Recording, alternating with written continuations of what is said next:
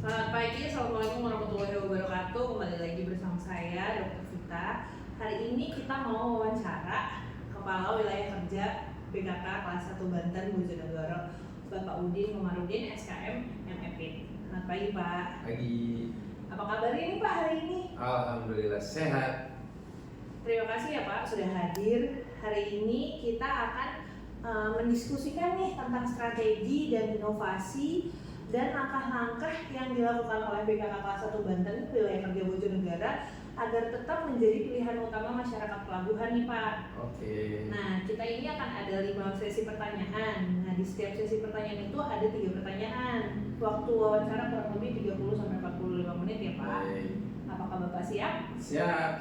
Kita masuk ke pertanyaan pertama ya, tentang strategi dan daya saing. Pertanyaan pertama, bagaimana sih BKK Kelas 1 Banten Wilayah Kerja Bojonegoro menjaga agar tetap menjadi pilihan utama masyarakat di tengah persaingan pelayanan publik saat ini? Baik, terima kasih atas kesempatan untuk wawancaranya ya. Jadi dengan kondisi masyarakat yang sekarang semakin berkembang, tentu saja kita harus beradaptasi dengan perubahan-perubahan itu. Salah satunya adalah kita selalu memberikan pelayanan yang cepat, responsif, ramah, akuntabel, serta profesional. Kemudian kita selalu mencoba untuk apa sih keinginan masyarakat sekitar kita, itulah kita harus berubah.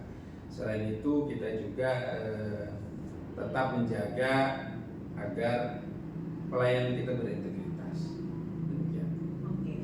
Pertanyaan lanjutan nih, Pak.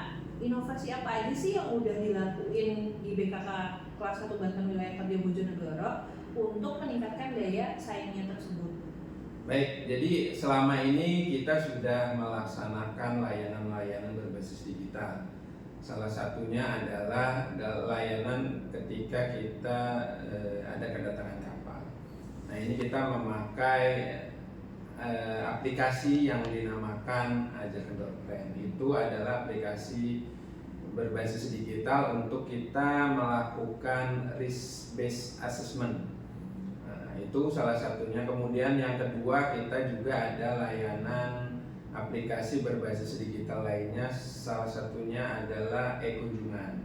Jadi nanti teman-teman yang akan meminta layanan ke kita itu bisa mendaftar dahulu di platform tersebut. Kemudian ada juga layanan pendaftaran online. Ini untuk memudahkan masyarakat. Dan yang terbaru ini inovasi kita, saat ini kita mengembangkan layanan tanggap darurat.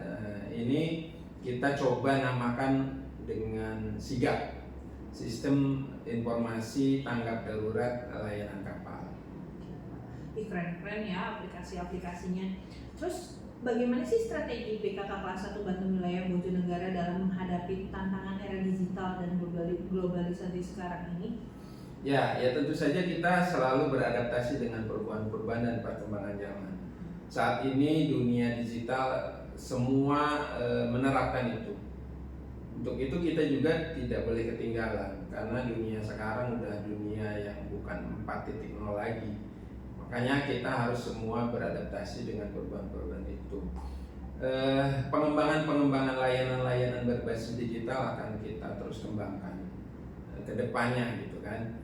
Jadi kita tidak lagi berbasis manual.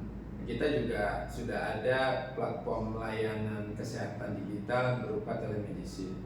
Itu kita juga laksanakan. Terus kita masuk nih ke bagian pelayanan publik. Oke. Nah, apa sih langkah konkret yang dilakukan untuk memastikan pelayanan tetap cepat, tepat, dan transparan? Baik, jadi kita tidak terlepas dari prinsip-prinsip core value dari ASN ya. Jadi kita selalu bergerak di situ. Kita berusaha untuk melakukan layanan-layanan yang akuntabel, transparan. Kemudian kita juga tidak boleh kita harus selalu berpikir maju. Jangan berpikir ke belakang. Kita semua harus respon perubahan-perubahan zaman ini dengan baik gitu kan.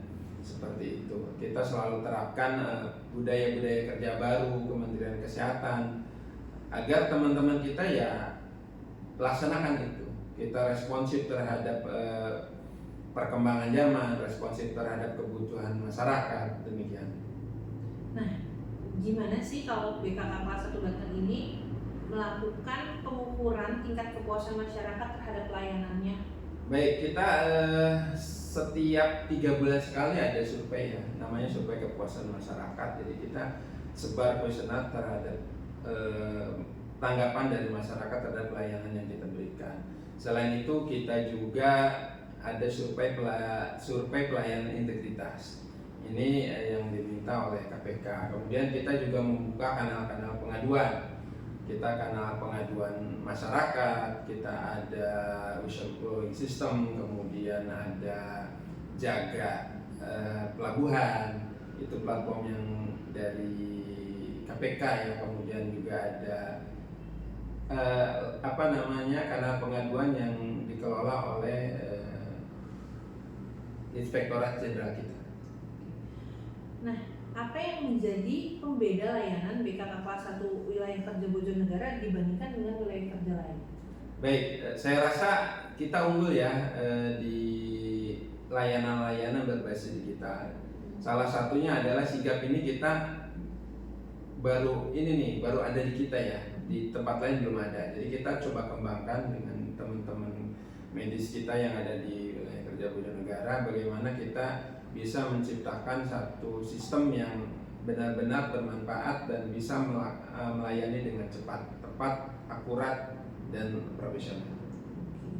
Nah, kita masuk nih ke bagian SDM nih Pak. SDM ini harus banget biasanya untuk dikembangkan ya. Nah, bagaimana sih peran ASN di BKK kelas 1 Banten wilayah kerja Bojonegara dalam menjaga citra pelayanan publiknya?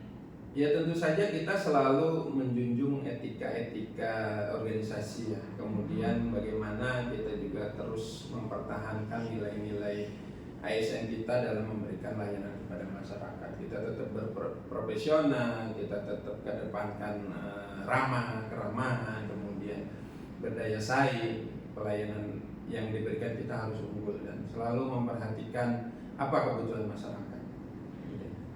Nah, selanjutnya itu upaya apa yang dilakukan untuk meningkatkan kompetensi profesionalisme pegawai di BKK kelas 1 Banten wilayah kerja Bojonegara?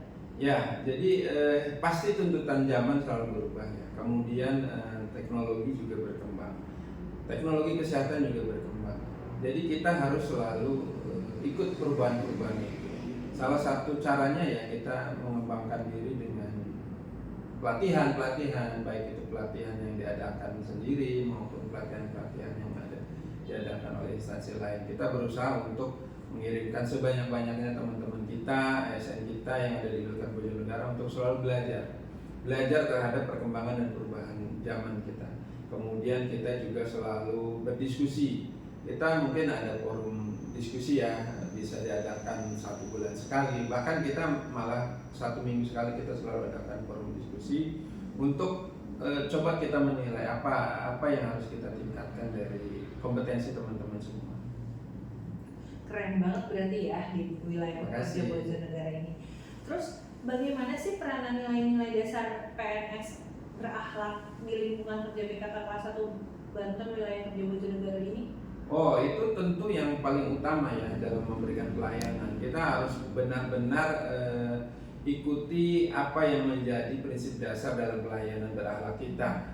Kita harus kedepankan tadi, kita harus secara inovasi. Kita harus selalu berkembang inovasi. Layanan-layanan kita harus berinovasi.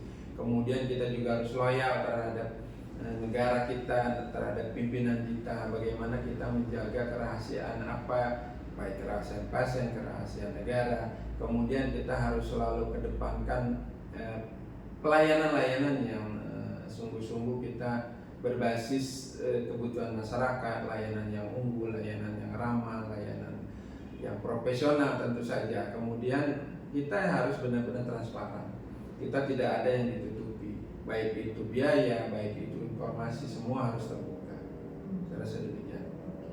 Nah, lanjut nih ke kolaborasi dan tantangan. Kan kalau BKK pasti dia harus bersama dengan rumah sakit dan lain-lain ya, Bandar dan kawan-kawan. Nah, sejauh mana sih BKK kelas 1 Banten ini di wilayah kerja Bojonegara menjalin kerjasama dengan instansi lain? Baik, kita itu salah satu bagian dari yang namanya QIC ya, Quarantine Immigration dan Custom. Nah, itu tentu kita selalu berkolaborasi dengan institusi-institusi ataupun instansi-instansi yang ada di pelabuhan. Jadi kita selalu terjalin tuh. Kita kalau turun ke lapangan untuk melakukan pemeriksaan layanan alat angkut, maka kita tiga institusi ini kita bergerak bersama. Kemudian ada KSOP juga, kemudian ada instansi lain. Dalam bidang kesehatan kita selalu berkolaborasi dengan teman-teman puskesmas, teman-teman dinas kesehatan, teman-teman pemilik layanan-layanan kesehatan yang lainnya. Dan ini kita berjalan dengan baik, alhamdulillah kita didukung oleh semua instansi dan stakeholder yang ada di pelabuhan. Jadi kita ke depan mungkin kita akan lebih sering berkomunikasi, baik itu secara langsung maupun tidak langsung.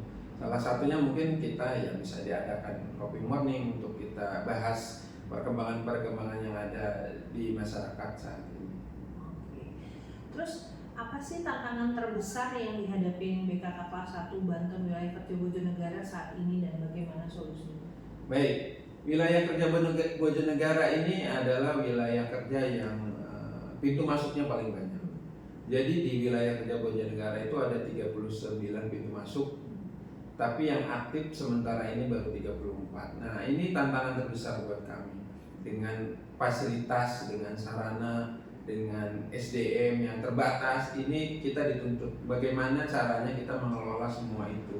Ya tentu saja dengan keterbatasan kita kembangkan apa yang bisa kita lakukan untuk menjangkau semua pintu masuk ini. Salah satu caranya pasti kita mengembangkan secara digital.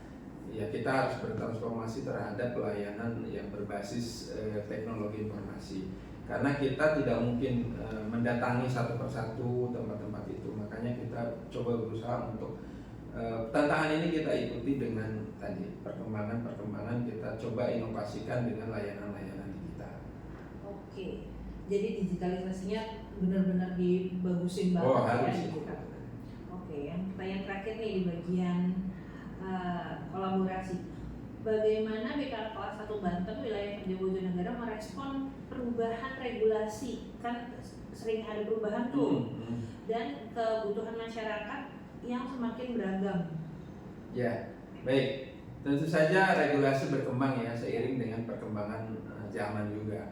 Maka kita harus beradaptasi.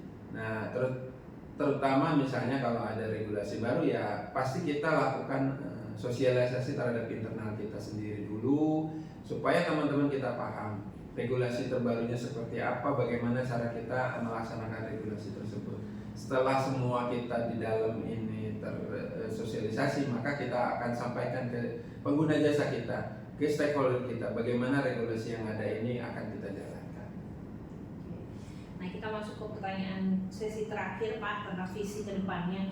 Apa sih target jangka panjang yang BKK kelas 1 Banten wilayah kerja Bojonegara dalam 5 tahun ke depan? Baik, ya tentu saja kita berharap wilayah kerja Bojonegara ini dapat memberikan satu solusi ya buat masyarakat, buat negara. Kita berharap menjadi wilayah Bojonegara ini menjadi wilayah yang memberikan layanan yang modern, kemudian berorientasi layanan yang unggul di semua lini. Saya rasa itu harapan kita ke depan dan mudah-mudahan ini bisa kita capai. Oke. Terus bagaimana sih BKK kelas 1 Banten wilayah kerja Bojonegara memastikan perannya tetap relevan dan dipercaya masyarakat wilayah kerja pelabuhan? Ya kita tentu saja harus selalu berkembang ya, teman-teman kita harus berkembang semua, kemudian fasilitas kita juga harus kita lengkapi gitu. Kita harus hadapi tantangan-tantangan ini dengan perubahan-perubahan, baik itu dari SDM-nya, baik itu dari sarananya. Saya rasa itu ya, supaya kita tetap bisa menjaga dan memenuhi apa yang menjadi kebutuhan masyarakat kita. Nah, yang terakhir nih Pak, apa sih pesan Bapak kepada masyarakat agar tetap menjadikan BKK Kelas 1 Banten Wilayah Kerja Bojonegara sebagai mitra utama dalam layanan kesehatan pelabuhan? Baik, untuk masyarakat sekitar, pengguna jasa, dan stakeholder yang lain, mari manfaatkan layanan-layanan yang ada di kami, layanan-layanan yang bisa bermanfaat untuk masyarakat semua. Gunakanlah sebaik-baiknya apa yang kita ada. Jadi silakan datang ke kami, silakan